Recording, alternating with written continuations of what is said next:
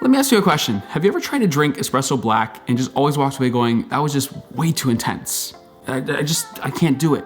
Or maybe you lean towards filter coffee because you like espresso, but it just is always a lot. Well, today I wanna share with you my 5 favorite espresso recipes because I get it. And so today specifically what we're talking about is flow profiling or pressure profiling, the ability to change the flow rate of water to the puck of espresso, which can change the flavors that we experience, the profiles in the cup of coffee. It's very interesting, and so today I wanna share my top 5 recipes so that you can try this at home and enjoy espresso a little bit more, and depending on your palate, curate those more delicate cups of espresso, change the texture that we're experiencing with espresso, and ultimately just enjoy your cup of espresso a little bit more. Let's dive into this.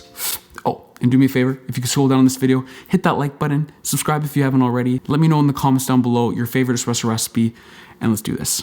Now the first recipe that we're gonna try is a must know for anybody who brews espresso, and that's called the Londinium. Now the Londinium uses a profile that starts with a lower amount of pressure, ramps up to full pressure, and has an optional taper. This is a profile that can create a lot of sweetness and a well-rounded cup of espresso. If you find yourself, like I explained earlier, really finding espresso to be a little too intense, this might be a great profile to start off with. This is great for both light roasts and dark roasts, and is fantastic for anything in between.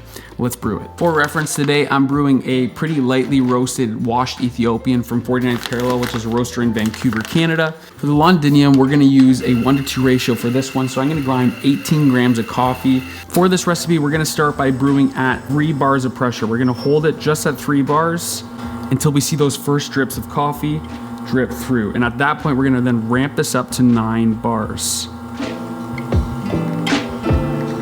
Now once we're to the end third of the shot, we're gonna then taper this down to 6 bars. And there we go. The second recipe we're gonna look at today is a recipe called the Blooming Espresso. This one goes to credit to Scott Rayo. This is a fantastic recipe that is kind of similar to that Londinium, but we're gonna do a longer pre-infusion phase at 6 bars of pressure. Let me walk you through it. Now to brew the Blooming Espresso, you're going to start off by grinding slightly finer than even the Londinium.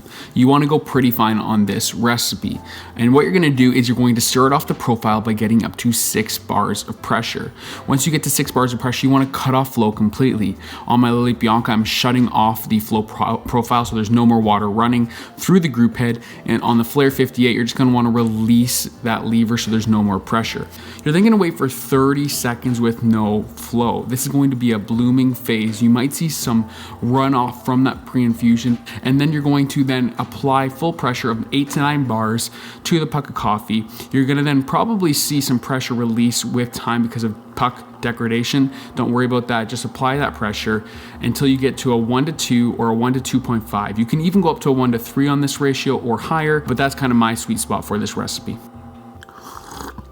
For me, on a lightly roasted coffee like that, this might be one of my favorite recipes ever. You get that texture of an espresso, that familiar, thick, gooey coffee, but you get a lot of clarity without creating a lot of astringency. It's fantastic for light roasted coffees. This is a must try. Now, this next recipe is called the declining profile, and this is fantastic for darker roast coffees.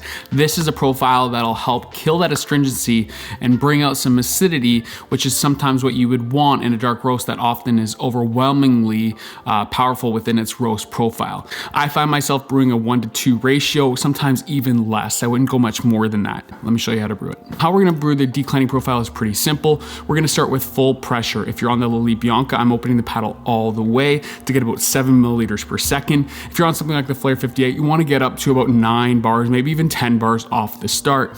And then once you get to that full pressure, you're gonna then start slowly tapering for the rest of the shot until you get your desired yield. For me, it was about a 1:2 ratio, and you can do anything up to a 1:2 ratio. I wouldn't do much more. You can definitely do a little less. And the result is good. For light roast, this wouldn't be my preferred profile. It does bring out a lot of acidity that might not be as desirable for a light roasted coffee, but for a dark roast, it's gonna help kill that astringency that you get from a lot of those dark roasted profiles and help just bring a lot of clarity to that cup. Try it, let me know what you think in the comments down below. Now I've got 2 more recipes that you absolutely need to try, but before we get to those, I wanna talk about something that's even more influential on your cup profiles, and that is the water that you use, which brings me to the sponsor of today's video, which is Third Wave Water. Now you guys know I'm a huge advocate for Third Wave Water. This is a product that has been proven to create great results in the cup. you know, for me, in my espresso machine, all I ever use is this little one right here. This is Third Wave Water Espresso Profile. Now, if you're like, Kyle, what is Third Wave Water? What are you even talking about? What are these little packets in your hand? These are mineral packets that you add to demineralize water, and it makes the perfect concentration for coffee. Now, if you didn't know this, coffee is 98% water, so your water quality, they all affect the cup profiles and ultimately the quality of your cup.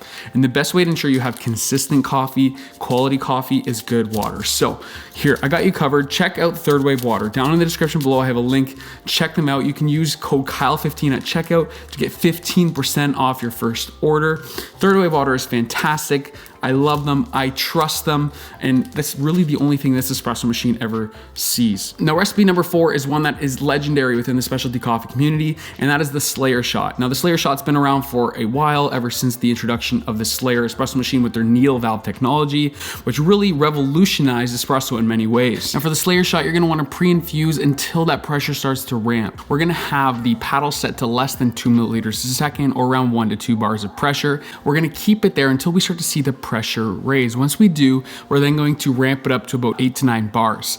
Now, what we're not gonna do is ramp when we start to see that first drip like the Londinium. We're gonna hold it until we start to see on the manometer that pressure raise. Once it starts to ramp, you can then open it up to full 9 bars, and then you can optionally taper it down to 6 bars at the end of the shot. This will be brewed at a 1 to 2, 1 to 2.5, even up to a 1 to 3, depending on your preference. This can create a wonderfully rounded cup of espresso, very similar to that Londinium, but with that longer pre-infusion. It's definitely got a different characteristic than that Londinium, and definitely worth trying. And the last profile is the most unique of the bunch, and that's the elanjay from Scott Rowsell. Now, this is a 1 to 5 ratio, up to a 1 to 7. And this is kind of that sweet spot between a beautiful textured espresso shot and almost like a mini filter coffee.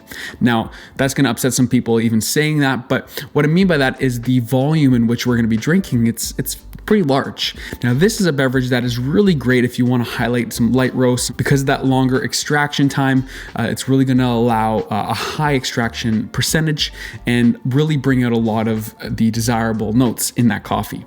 Now, this one, you're going to have to grind a little bit coarser than your traditional espresso, but let me show you how to create it. Now, for the elanjay, what we're aiming to do is having a flow rate of 4.5 milliliters a second. At least that's what the 𝙇𝙞𝙣 profiler has it listed as. So for me on the Bianca, I measured that out to be exactly half on the paddle. For me, I could reach that 9 bars of pressure, but it would slowly, as the puck degraded, go down to about 6 bars of pressure. Now, you can try this at a higher pressure on the Flair 58 or around 6 bars, but this will be really hard to do on something like the Flair unless you down dose. And that's because of that larger dose size. You really don't have that capacity in the brew chamber of the Flair 58. But for an espresso machine like the Bianca or like a 𝙇𝙞𝙣 or anything with flow profiling, this shouldn't be an issue. Now, what's really fascinating about this drink in particular is that it still carries some of the body you'd expect from espresso. You do lose a lot of that, obviously, with such a large dose, but this is still very much espresso. You know, it's got a decently thick crema. I don't know if you can see there. And that's really what's gonna separate this from like a small filter coffee. This still truly is espresso. This is a coffee that's gonna elevate any kind of bright floral nuance. This is a must try if you've got a flow profiler. And this is also something that people who aren't into espresso might really enjoy. Now, before you go, let me know in the comments, what's a recipe that I missed? What's one that maybe I should do in a future video? What's a recipe that you've been drawn to? Maybe it's one of the ones I listed, maybe it's another one.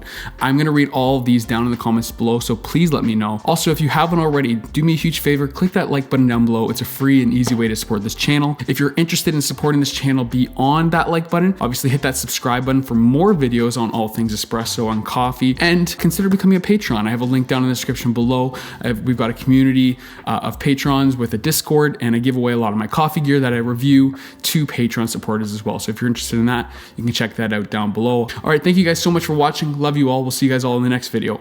Peace.